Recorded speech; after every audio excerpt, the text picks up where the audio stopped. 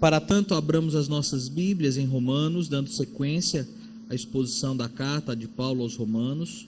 Romanos, no capítulo 1, a partir do versículo 18 até o versículo 32.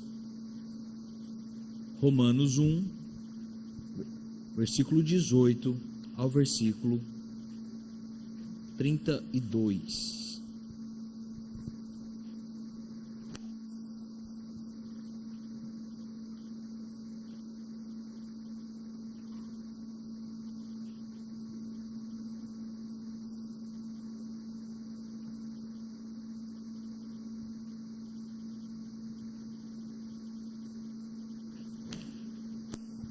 Assim diz a palavra do Senhor.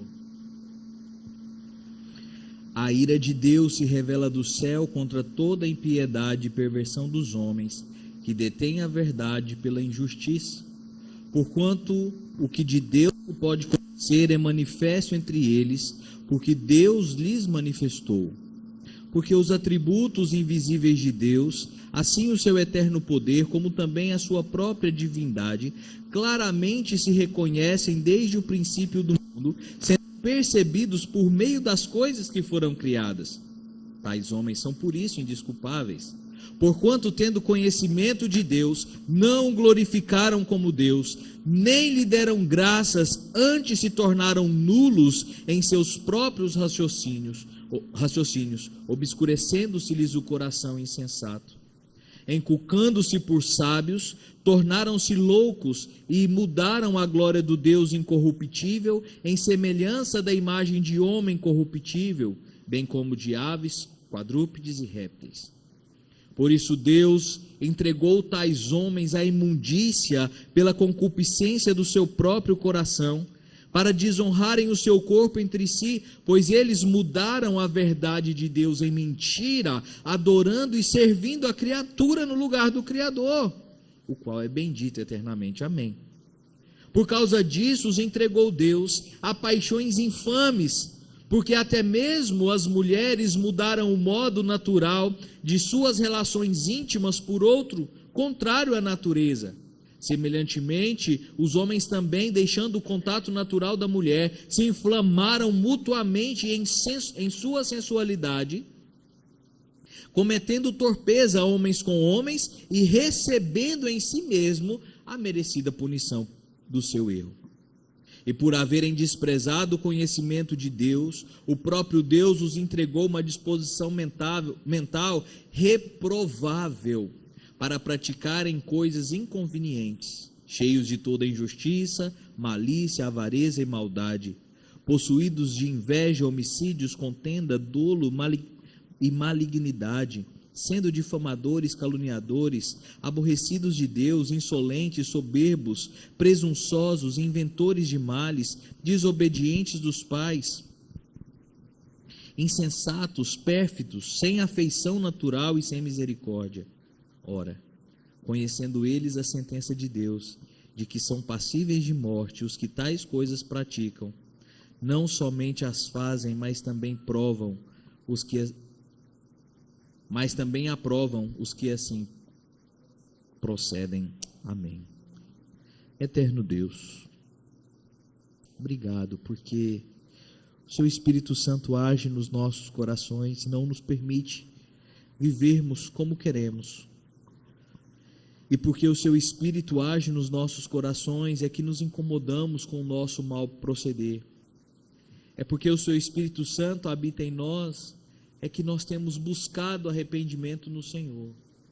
Por isso, ó Deus, fale conosco nessa noite, nos mostre o nosso pecado, para que o abandonemos, para que não sejamos entregues aos nossos próprios corações, mas que venhamos a fazer a vontade de Deus. Sê conosco, em nome de Jesus. Amém.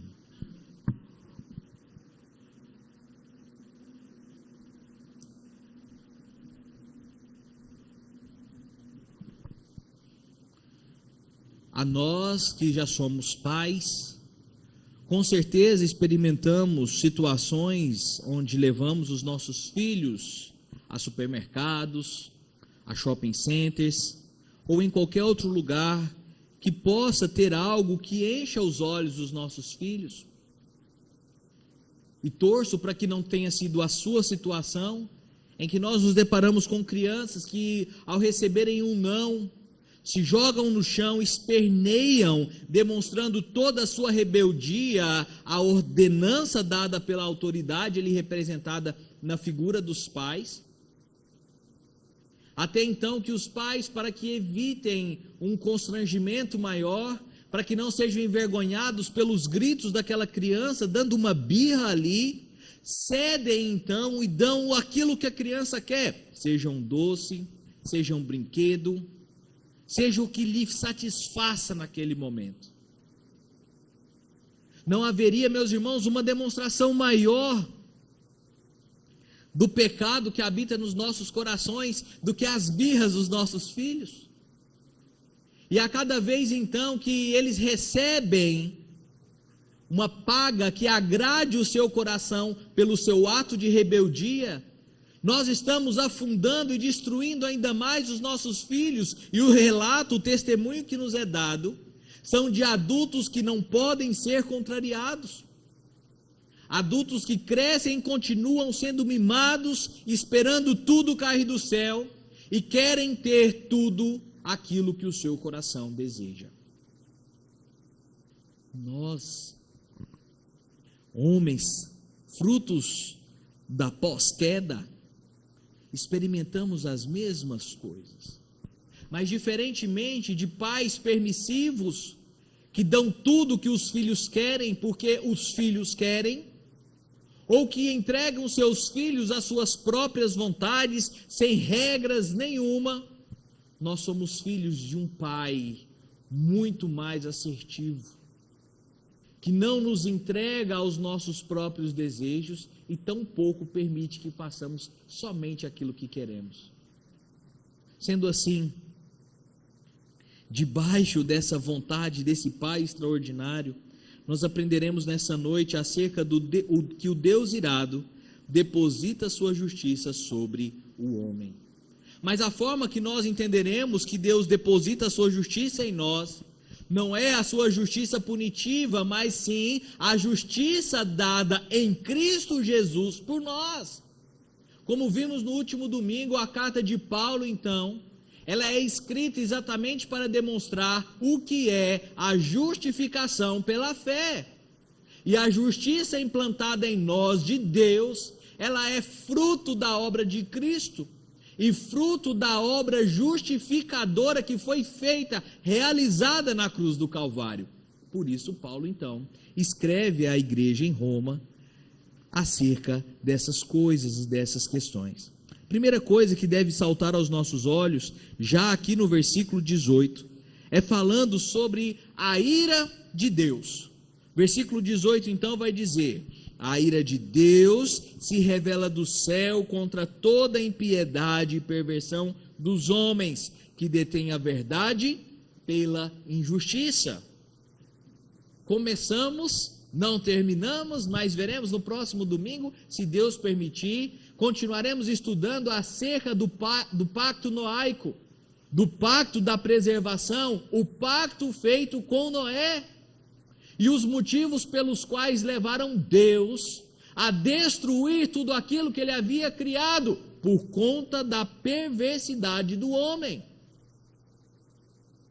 E o texto então está dizendo, porque Deus se ira contra tudo aquilo que desagrada o seu coração, ele se ira contra o pecado que é incompatível com o seu ser santo. A palavra usada aqui é arpé, que significa ira pensada, firmada na razão, calma. Ao contrário de outra ira que é dada, apresentada em outros momentos na Escritura Sagrada, que significa ira a ferver, paixão irracível. Qual dessas duas se enquadraria na ira que Deus poderia estar expressando aqui? Deus é um ser santo, ele não pode pecar, e por isso, ao irar-se, ele não comete pecado. Ao irar-se, ele não se descontrola. Qual de nós pais nunca disciplinou os nossos filhos em um momento de ira? Cata o chinelo onde tiver, cata uma mangueira, um pedaço de pau se for preciso. Qual de nós nunca se irou no trânsito proferindo palavrões contra o outro motorista? Qual de nós nunca se irou no trabalho por questões infantis, por questões ínfimas? Pensando coisas horríveis no nosso coração, chegando até a matar o nosso próximo em pensamento ou em palavras. O contraste da ira de Deus com a ira que nós sentimos é que Deus se ira na sua santidade. Ele se ira com o seu ser perfeito e sem se contaminar, sem se rebaixar ao estado de pecado em que nós vivemos. É por isso, exatamente por isso, que segue a ordenança: irai-vos e não pequeis. Para nós, pecadores, para nós que estamos sujeitos a esse mundo caído, é praticamente indissolúvel irarmos e não nos descontrolarmos, começarmos a falar alto, começar a querer ter razão, ou alguns, quando se iram, começam a chorar, ou se consomem em si mesmos. Não é esse tipo de ira que é dada aqui.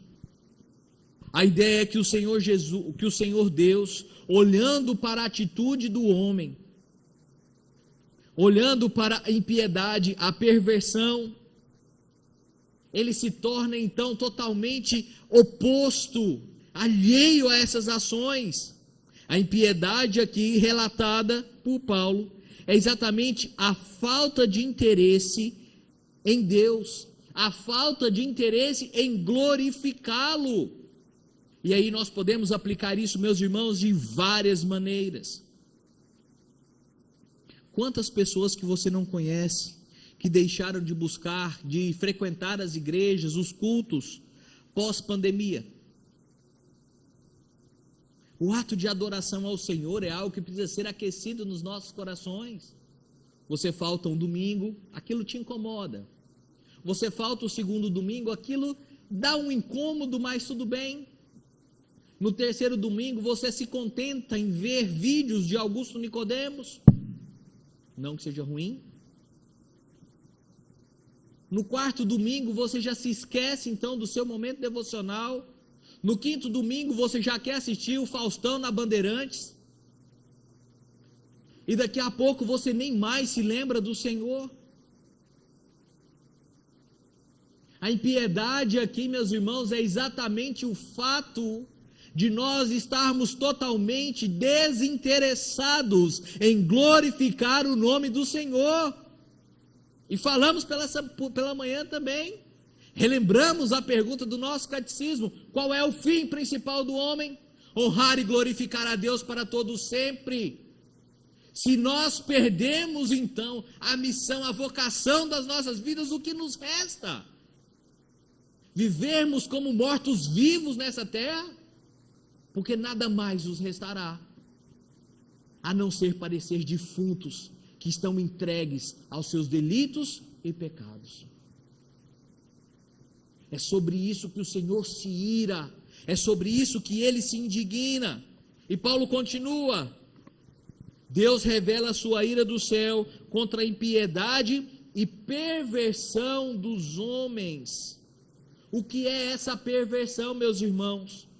É agir como alguém com ausência do Espírito. Acho que nos primeiros domingos que eu estava aqui, nós falamos acerca da caixa d'água. Se você tem um funcionamento de uma caixa d'água normal, e Paulo fala isso lá na carta aos Efésios, não da caixa d'água, mas sobre estar cheio do Espírito. Se eu tenho uma caixa d'água e ela funciona normalmente, ela vai estar vazia? Não.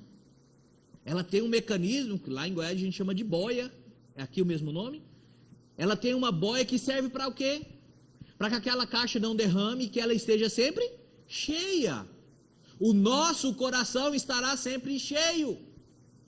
De quê? Daquilo que nós alimentarmos, daquilo que nós buscarmos enchê-lo. Se buscamos a palavra do Senhor, estaremos cheios do Espírito. Mas se não buscamos ao Senhor, o nosso coração estará cheio das coisas do mundo, cheio das vontades de Satanás e, pior de tudo, cheio das nossas próprias vontades. E aqui um estímulo para que você participe das quintas-feiras. Já já nós chegaremos em uma série de estudos sobre idolatria. E veremos que uma das coisas que o Senhor deve nos livrar é da idolatria do nosso próprio coração, da nossa própria vontade.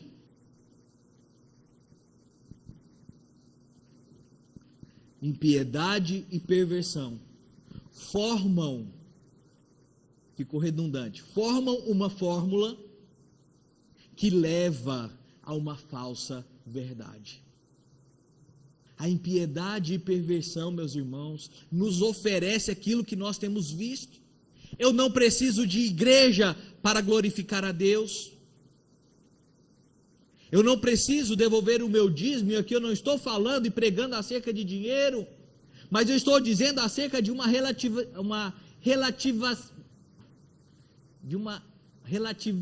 e não vai sair. Obrigado, vai ficar na gravação, mas vocês me dêem um desconto.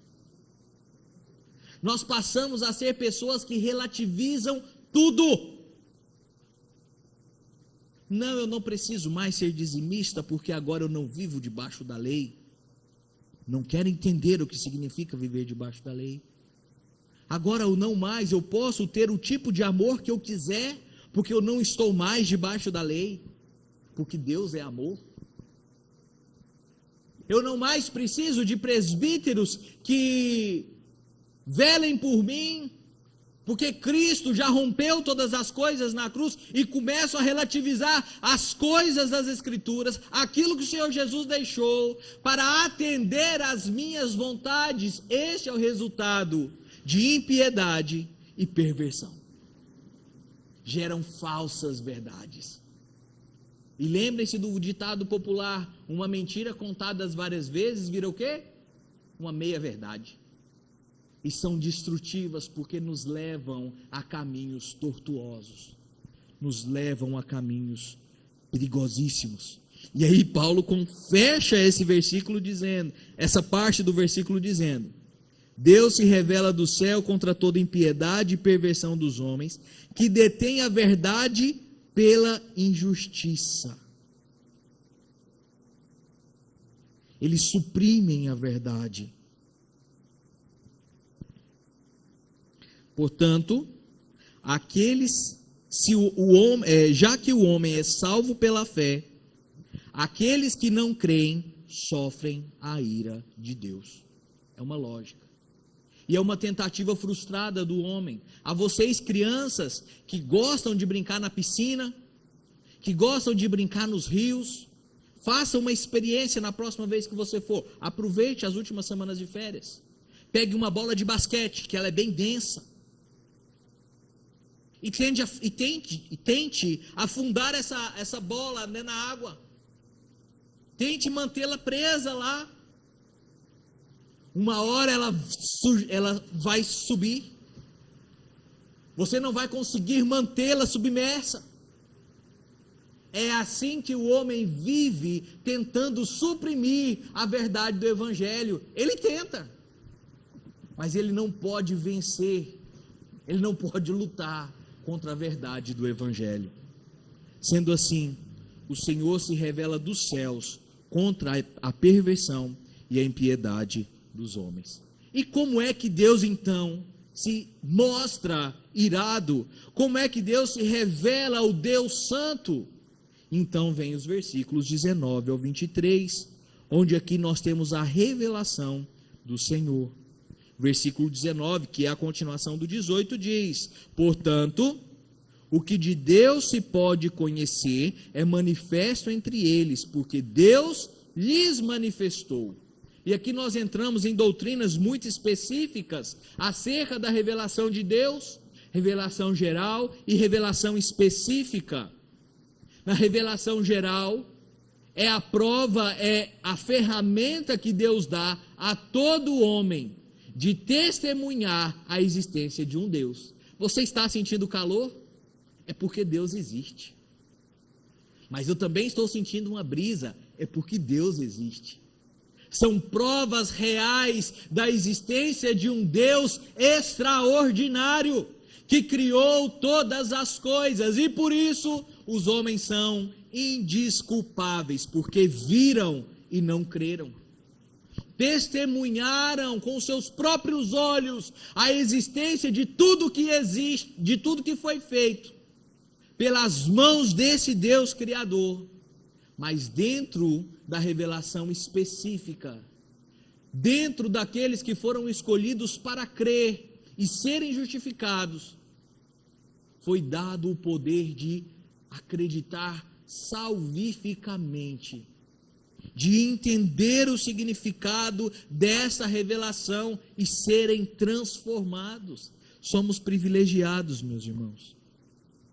Luiz Berkoff, ele faz o seguinte comentário: a revelação geral difere da sua revelação especial somente no que se refere ao tempo. Essa revelação não nos é dada em forma de comunicação verbal, e sim nos feitos, forças e leis da natureza, na constituição e operação da mente humana e nos feitos da experiência e da história. A Bíblia nos fala dela em passagens tais como o Salmo 19, que nós lemos na liturgia. Os céus revelam a glória de Deus. A lei do Senhor é perfeita e restaura a alma. Bavinck também diz: as Escrituras não fazem distinção entre revelação natural e revelação sobrenatural. A revelação na criação não é menos sobrenatural do que na Escritura. Em ambas, o próprio Deus está em ação, e sua criação, sustentação e governo providencial formam uma singular e poderosa revelação constante. A revelação já existia antes da queda no pecado. A aliança das obras é um fruto da revelação sobrenatural. Como portadores da imagem de Deus, os seres humanos são intrinsecamente sobrenaturalistas. Você respira? Seu coração bate? Você já parou para pensar como pode o seu coração bater ritmado em condições normais? Como você pode estar bombeando sangue de uma forma tão constante, 24 horas por dia? Ou como o seu cérebro pode ser uma usina de energia, produzindo sinapses a todo segundo, milésimos de segundo? Se isso não fosse uma ação sobrenatural? O irmão hoje fez uma colocação muito interessante. Por que o homem ainda não conseguiu clonar outro homem? Porque Deus é o Deus da vida. É Ele quem dá. E isso o homem não pode tentar usurpar de Deus.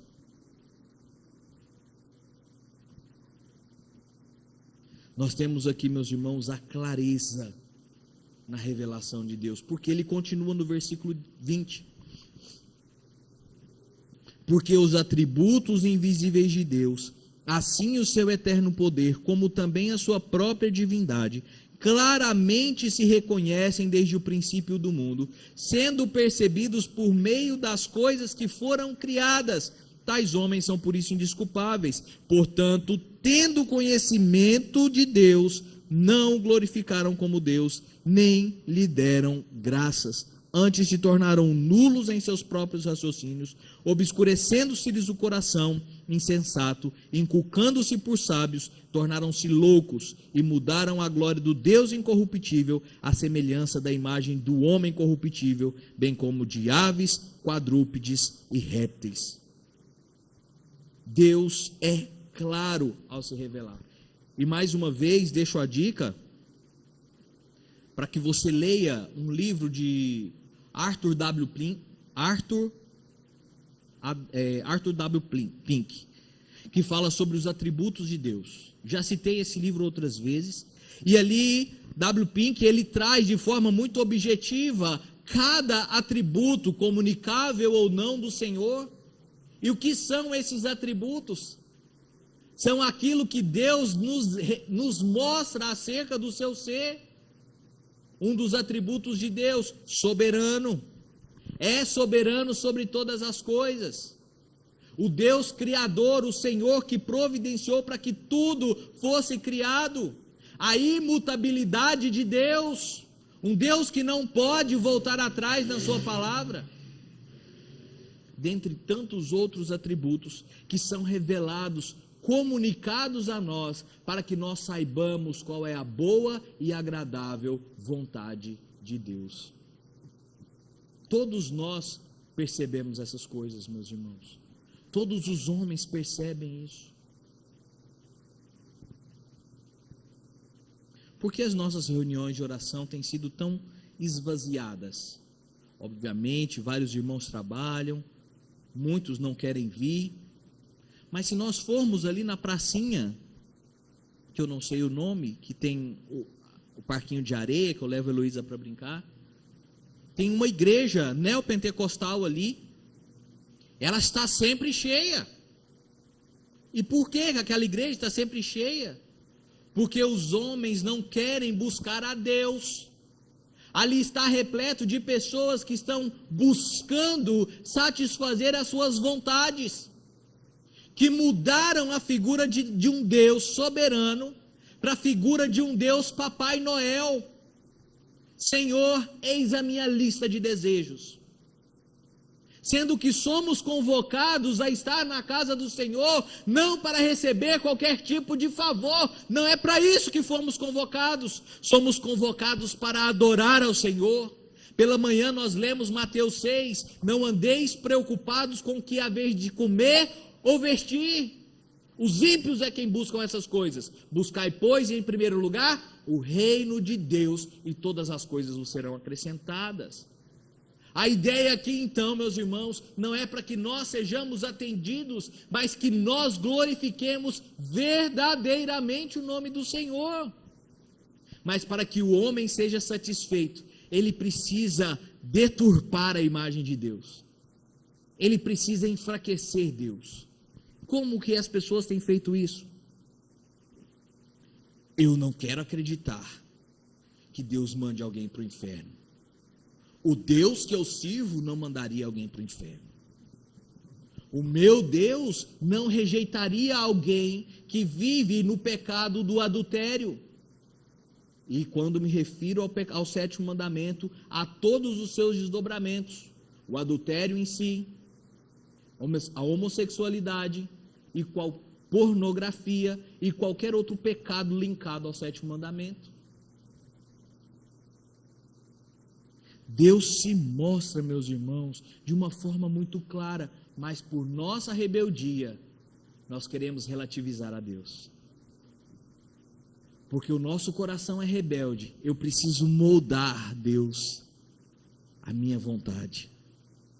E é por isso que existem tantas igrejas. Antigamente eu podia falar a distante de nós, mas aqui pertinho de nós, agora em Salvador, nós temos uma das primeiras igrejas a igreja evangélica homossexual, não sei do que. O pastor ou pastora é uma pessoa transvestida, um homem transvestido de mulher, e ali então várias pessoas dizendo porque eu era perseguido nas igrejas evangélicas que eu frequentava, porque o meu pecado era confrontado, eu me sentia oprimido. Se você não se sentir, meus irmãos, confrontado com o seu pecado nessa noite, falhei, porque é isso que o Evangelho tem que fazer conosco, mostrar o nosso erro, mostrar o caminho que nós estamos trilhando longe do Senhor, porque ao se revelar a nós, Ele se mostra um Deus santo, um Deus perfeito, e como Paulo escreve a Timóteo, dizendo que essa palavra, ela nos direciona e nos aperfeiçoa, para que cheguemos a um estado de perfeição, não nessa vida, mas é o nosso alvo a ser seguido. Mas o homem, ao ver essa ordenança, ele muda a vontade de Deus. Não, Deus não fala sobre isso. Isso não é pecado. A lei do Senhor é o amor. Então vale de tudo. Vale um trisal, vale um casal homoafetivo, vale um casal que não é casal, porque agora temos pessoas individualistas, vale então ser pai de pet. Se você se arrependa desse pecado. Vale tudo, porque aquilo que Deus revela a nós não é suficiente para a nossa vontade. Por isso eu moldo a vontade de Deus conforme ao meu bem querer. E ele continua, no versículo 21, depois de conhecer e ver as maravilhas do Senhor, eles, tendo esse conhecimento, não quiseram glorificar a Deus, e então se tornaram nulos em seus próprios raciocínios, obscurecendo-lhes o coração insensato, inculcando-se por sábios, tornaram-se loucos. Quando nós não buscamos a verdade do Evangelho, nós vamos buscar uma verdade em qualquer lugar. E é por isso que tantas pessoas estão sendo enganadas em falsas igrejas. É por esse motivo que pessoas têm se entregado a religiões absurdas. É por esse motivo, meus irmãos, que pessoas têm comprado cursos, ensinando a fazer cursos para ganhar um dinheiro fácil. Porque o que nós queremos é tudo dado na palma das nossas mãos. O que nós queremos é ter uma salvação porque eu mereço. O que nós queremos é termos um Deus que nos sirva, que execute todas as minhas vontades. E qual a consequência disso, meus irmãos? É a idolatria. E é então onde Deus se mostra o Deus justo, a partir do versículo 14, ou versículo 24. Por isso, depois do homem ter mudado a glória de Deus, estar exaltando o homem, a criatura em lugar do Senhor, Deus entregou tais homens à imundícia pelas concupiscências do seu próprio coração, para desonrarem o seu próprio corpo entre si, pois eles mudaram a verdade de Deus em mentira, adorando e servindo a criatura no lugar do Criador, o qual é bendito para sempre. Amém. O motivo pelo qual o homem faz isso é o afastamento da verdade do Senhor. Quando nós chegamos em igrejas, inclusive igrejas presbiterianas, e tentamos resgatar, meus irmãos, o verdadeiro culto, a liturgia bíblica, somos taxados e muitas vezes se diz: não, mas a sociedade mudou, os tempos mudaram, mas a Bíblia não mudou, a ordenança do Senhor não mudou. Mas para eles, então, eu preciso de um culto, de um templo que seja atrativo às pessoas. As pessoas precisam vir ao Evangelho porque algo lhes agradou. O Evangelho não tem o papel de nos agradar. O Evangelho não tem o papel de satisfazer os nossos desejos. O papel do Evangelho é quebrar o nosso coração. Como falamos também pela manhã, acerca dos porcos. E quando Paulo diz que nós estávamos mortos nos nossos delitos e pecados, o que me vem à mente é exatamente um chiqueiro, cheio de porcos imundos no seu pecado. E Deus, na sua extraordinária graça, nos justificando, nos tira desse chiqueiro e nos torna limpos. Mas o homem, no seu estado de rebeldia, se coloca na condição de Deus e não se enxerga como estando imerso na imundície dos seus pecados. E quando então o homem se afasta de Deus, é como aquele ditado: dar corda para se enforcar. Deus deixa que esse homem viva debaixo das suas vontades, debaixo dos seus quereres. E é a mesma situação dos nossos filhos. Quando nós deixamos eles fazerem o que querem, uma hora ou outra, eles perdem o controle da sua própria vida. Nós perderemos o controle das nossas vidas, se tentarmos tirar o controle das mãos do Senhor.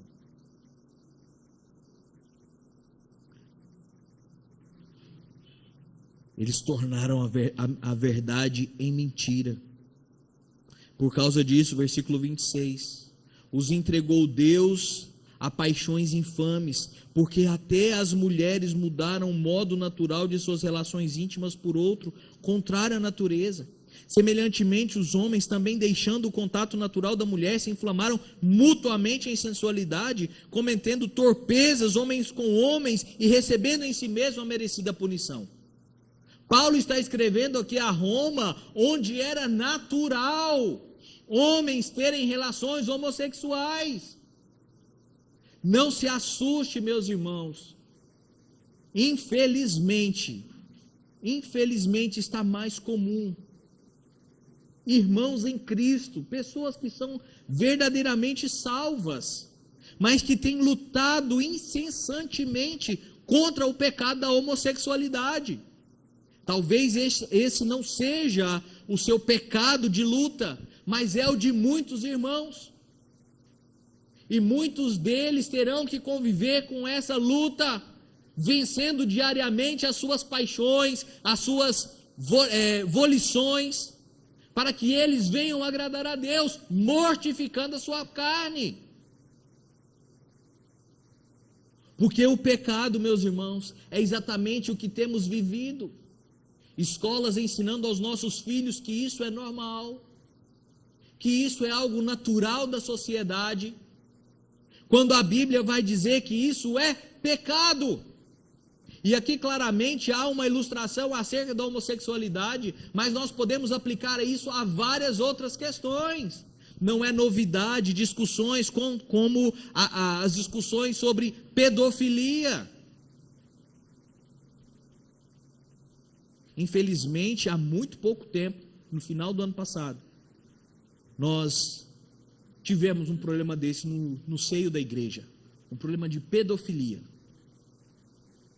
E o pai do jovem, do pequeno adolescente de 30 anos, que vivia dentro de sua casa, o pai ainda se queixava e dizia: o meu filho está doente de pecado, com seu coração totalmente enegrecido, porque rejeitava o Senhor Jesus, porque rejeitava a lei de Deus e se entregou às suas paixões, às suas volições. E isso, meus irmãos, é um ato, uma consequência que qualquer um de nós podemos vivenciar, se nós nos apartarmos das verdades do Evangelho. Não experimentaremos a justiça de Deus nas nossas vidas, através da justificação, mas experimentaremos a ira de Deus, a ira duradoura, porque renegamos a vontade do Senhor. É fácil quando apontamos o pecado dos outros e nos esquecemos que temos vivido querendo ser agradados.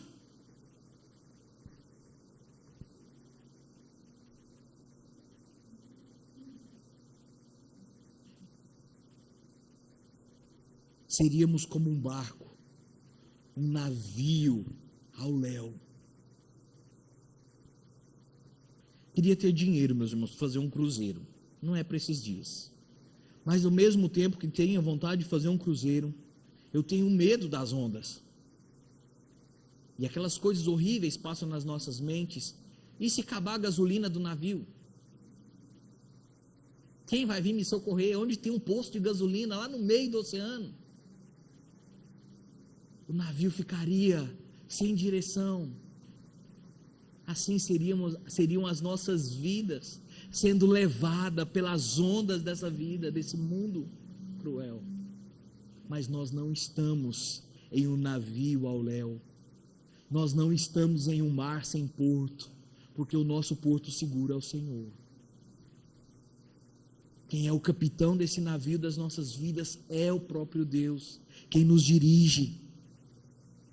Seja qual o pecado que você enfrente, meus irmãos, na sua vida. Talvez você enfrente lutas contra a homossexualidade. Talvez você enfrente lutas contra a cleptomania, a mania de roubar. Talvez você enfrente pecados da mentira, da fofoca, da discórdia. É o momento de você se arrepender e buscar forças no Senhor, para vencer os seus pecados, porque a própria carta aos Hebreus vai dizer, porque Cristo venceu todas as tentações por nós, para que nós também pudéssemos vencê-las. Então vem o versículo 28 em diante dizendo: e por haverem desprezado o conhecimento de Deus, o próprio Deus os entregou a uma disposição mental reprovável, para praticarem coisas inconvenientes, cheios de toda injustiça, malícia, avareza e maldade, possuídos de inveja, homicídios, contenda, dolo e malignidade, sendo difamadores, caluniadores, aborrecidos de Deus, insolentes, soberbos, presunçosos, inventores de males, desobedientes aos pais, insensatos, pérfidos, sem afeição natural e sem misericórdia. Lembram-se do fruto do Espírito, lá de Gálatas? O fruto do Espírito e o fruto daquilo que não agrada a Deus. O fruto da carne. E lá em Gálatas vai fechar dizendo: e aos tais que praticam essas coisas, não herdarão o reino de Deus. É por isso que nós olhamos os ímpios fazendo o que querem. É por isso que aos nossos olhos os ímpios prosperam, roubando, mentindo, sendo corruptos. Eles estão ligados no automático, mas nós não. Nós servimos ao Deus verdadeiro, nós conhecemos a vontade do Deus que se revelou a nós. Nós fomos justificados, lavados e redimidos pelo sangue de Cristo Jesus, e por isso não praticamos essas coisas. Por isso não andamos com a maré. E eles sabem que essas coisas desagradam a Deus. Saiba que você, fruto do pecado, é habilitado a praticar qualquer tipo de mal. Que você é habilitado a praticar as coisas mais horrendas desse mundo. Eu e você. Olhamos estupradores, olhamos assaltantes, traficantes. Somos diferentes deles em quê? O que nos diverge, o que nos diferencia desses homens maus, é que o Espírito Santo não permite que nós cometamos tais atrocidades. Porque se não fosse a ação do Espírito Santo, nós também estaríamos entregues aos nossos delitos e pecados. Porque se não fosse a ação do Espírito Santo no nosso coração, estaríamos praticando as mesmas coisas terríveis. Se Deus não tivesse nos amado e enviado Cristo Jesus, nós não estaríamos experimentando a sua justiça, mas estaríamos debaixo da sua ira. O Senhor Jesus nos salvou, se entregando por nós naquela cruz. E assim, o versículo 32, fechando esse primeiro capítulo. Ora, conhecendo eles a sentença de Deus, de que são passíveis de morte os que tais coisas praticam, não somente as fazem, mas também as aprovam, os que assim procedem. Por que é tão aceito na nossa sociedade a questão do aborto? Por que ainda é tão discutido e aceitável por muitos a liberação de uso de drogas? Por que temos tantas pessoas corruptas no poder? Porque nós aprovamos essas coisas, porque o homem gosta dessas coisas. Me lembro como se fosse hoje, quando morava em Feira de Santana ainda, uma vereadora de Salvador propôs um projeto de lei onde a prefeitura não poderia contratar nenhuma banda musical que tivesse músicas que denegrissem a imagem da mulher. E comendo meu almoço, assistindo televisão, a repórter foi para as ruas de Salvador e indagou várias mulheres. Você é a favor da lei da vereadora fulana de tal, que fala sobre isso, isso, isso? Não, eu não me sinto ofendida com as músicas não, mas eu até gosto. Meus irmãos, foi uma maioria estrondosa. Passe aos domingos à tarde, principalmente, e vejam os paredões com as mulheres descendo até o chão, com roupas promíscuas, as músicas chamando de cachorra para baixo, e elas felizes. O que é isso, meus irmãos, se não uma ausência do Espírito de Deus? O que é isso, se não uma entrega total aos seus prazeres carnais? Por que você está aqui nessa noite, meus irmãos? Porque você deixou o aconchego do seu sofá, o geladinho do seu ar-condicionado? Por que você está aqui? Porque, pastor, eu quis estar na casa do Senhor. Não quis! Se você está aqui, é porque o Espírito Santo transformou a sua vontade para estar aqui. Isso não partiu de você, não parte de mim.